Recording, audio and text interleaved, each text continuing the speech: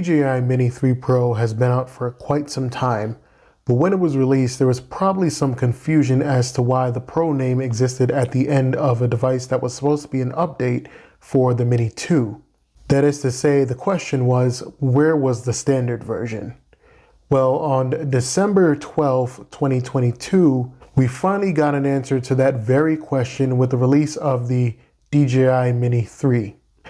I've been flying this drone for about a month and counting now, and I want to talk about what the experience has been like in key areas of this drone and hopefully answer whether this is the one to get if you don't have a drone or if it's worth the upgrade from the ever faithful Mini 2.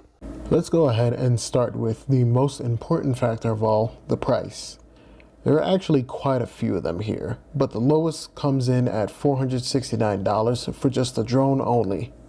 This means that if you don't have a compatible remote controller, you will need to get one, but if you do have a Mini 2 that came with the RC-N1, then you're pretty much good to go. The next price up is for the drone with the RC-N1, and by the way, if I didn't mention this, this is the controller you'll have to use your smartphone with in order to fly the drone. For this setup, you'll pay either $559 for the standard package or $718 for the drone with the RC-N1 controller and the Fly More combo. The last two prices are for the drone with the DJI RC, and this is the controller that has Android built in. It is pretty much an all-inclusive solution, and it also has the DJI Fly app built in as well. The starting price for the standard package with this particular controller is $699. You can also opt for the drone with the DJI RC and the Fly More combo, and that will come out to $858.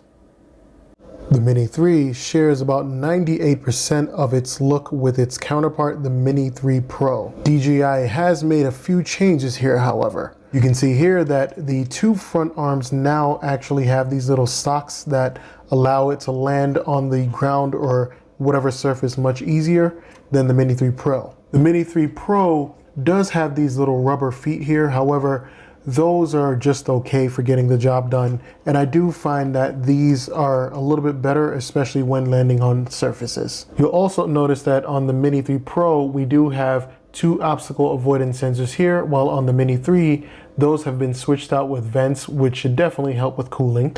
And the last change here is to the vent patterns that sit behind the camera. You'll notice that on the Mini 3, they kind of look a little bit wider here, I guess. While on the Mini 3 Pro, there is that little separator there between the top vent and then the vent in the back of the camera. Either way, I'm pretty sure this will do wonders for airflow also. The camera does have a few significant and minor changes to it here, and I want to split these into three parts: the upgrades, downgrades, and what's the same as on the Mini 2. Let's go ahead and start with the upgrades so we can talk about what's new here first. The first thing is that you are getting a bigger sensor. Even though the aperture cannot be controlled, it has been widened to 1.7. HDR is now on board to give your photos and videos more dynamic range. If you're an avid social media person, you now get vertical shooting, and the gimbal tilt has now increased its controllable range, which will allow you to see what's above the drone comfortably and further below it. Fortunately, there aren't really many downgraded things here. The only things would be that the field of view has decreased by a small amount, and you can only slow your shutter speed to 2 seconds versus the 4 seconds you had on the Mini 2. What hasn't changed from the Mini 2 to the Mini 3 here is the max 12 megapixel photos you can take and the max resolution you can shoot in either 4:3 or 16:9 ratio. The max ISO range is still set from 100 to 3200 and cannot be moved upward. Video resolution is still maintained at 4K with the max frames per second being 30. Zoom capabilities have not been upgraded. You still have the same MP4 video format. You only get one color profile, which is normal. And lastly, you still have the same camera features in quick shots, auto exposure bracketing, and panoramic photos. I personally feel that if the Mini 3 is going to be your first drone, or if you're upgrading from the Mini 2, you will definitely get a lot of use from the upgrades it has on the camera. If I had to put it in words, I'd say that it brings the most important features from the Mini 3 Pro's camera and puts it into a more affordable package. As someone who isn't a professional photographer but is kind of studying to try and become near to that, I can say that I'm actually pleased with the camera here and all it has to offer. I do wish that they would have at least added 4K 60 for the video as well as spotlight. However, those are minor losses compared to the quality of the sensor and other upgraded aspects you get here on this camera. Obstacle avoidance is one of those things that's nice to have as a backup for those things we can't see or that we just kind of misjudge when looking at them. Unfortunately, you still only get downward sensors like you did on the Mini 2 here. This means that if you're going to be flying your Mini 3 upward, backward, or forward, you're really going to want to be careful for anything that might be above it that the propellers can hit, because they will stop and your drone will fall out of the sky. Another thing DJI didn't add here is one of the upgraded OcuSync transmission systems. Like the Mini 2, you're still getting OcuSync 2. The feed quality back to the controller from the Mini 3 is still set to 720p here. This is most likely not going to be an issue for most people out there, as 720p is more than adequate for flying in open wide spaces.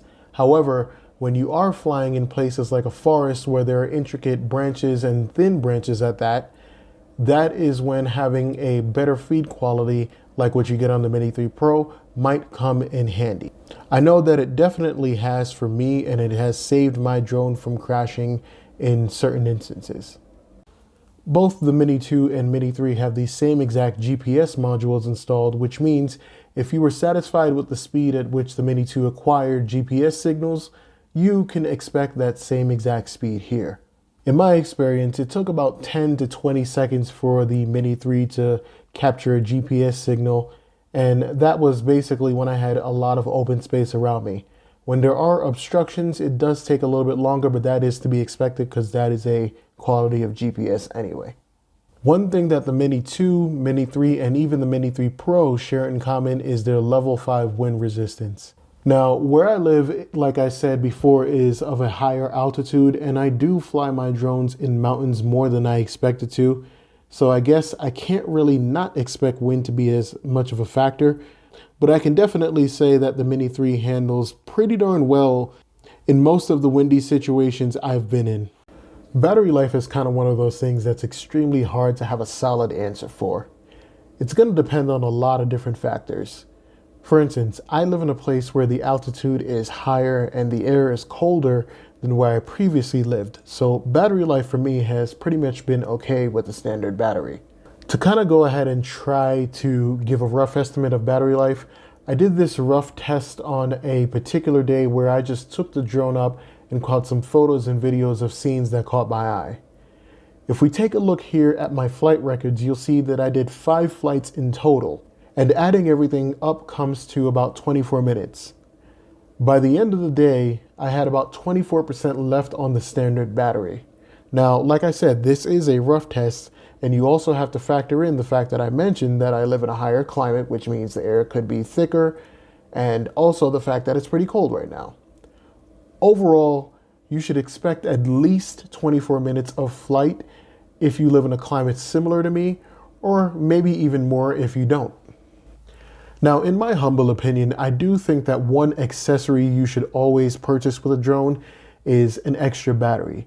It's really going to be the difference between you having to wait for one battery to recharge than to just go ahead and insert an extra battery and just get up into the air and go whenever you want. So I would definitely say, even with the Mini 3, go ahead and get yourself an extra battery. They're probably not too expensive, and the good thing about it is, since the Mini 3 Pro has been out for a while, you can just go ahead and get yourself an extra battery for cheaper and know that it will work for the Mini 3 and the Mini 3 Pro. Alrighty, so that is kind of all I have to say about the Mini 3 in this review. And as always, I hope to be very helpful. This is pretty much the first drone review I've done, I'm pretty sure. I don't really remember right now, my memory's bad. But if anything, if you got something out of this, please consider giving it a thumbs up. I would greatly appreciate it, and I do hope that you will also leave what drone you're going to stick with or what drone you're going to get in the comments. But as always, wherever you are in the world, have a great morning, a great afternoon, a great evening, or a great night, and I will see you in the next video. Thank you for watching.